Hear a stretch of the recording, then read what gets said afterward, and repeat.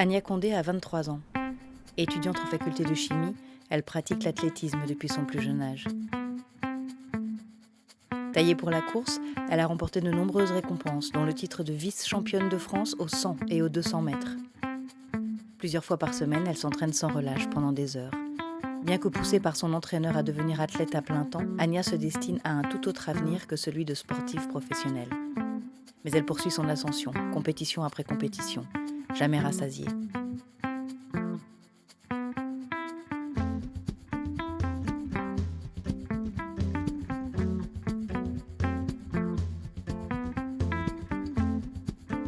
Depuis toute petite, elle rêve de devenir une grande chercheure, dans l'espoir d'améliorer la vie de tous.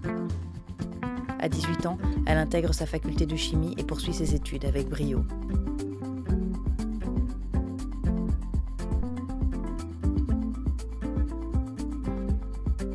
Ania joue régulièrement du violon. Cela fait près de 2 ans qu'elle pratique cet instrument, déniché dans un vieux magasin d'antiquités. Malgré ses progrès, il lui reste encore beaucoup de travail. Marie est sa meilleure amie. Inséparables, elles se soutiennent toujours en cas de coup dur. Ania lui dit tout. Enfin, c'est ce qu'elle croit.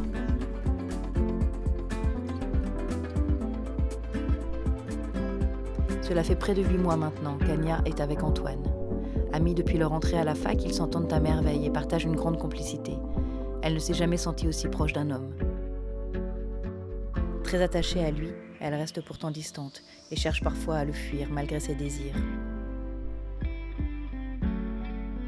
Parfois, il semblerait que quelque chose cloche, comme si un tourbillon la déchirait de l'intérieur. Ania se sent différente, pas tout à fait femme, sans trop savoir expliquer pourquoi. Cette différence, on la lui a imposée à l'âge de 8 ans, le jour où elle a été excisée. Comme Ania, des millions de femmes dans le monde sont victimes de cette barbarie que l'on appelle excision. Aujourd'hui, toutes les 4 minutes, une petite fille est excisée, blessée à vif, blessée à vie. Il est temps de dire non à cette pratique qui bouleverse et met en danger la vie des femmes. Il est temps que cela cesse.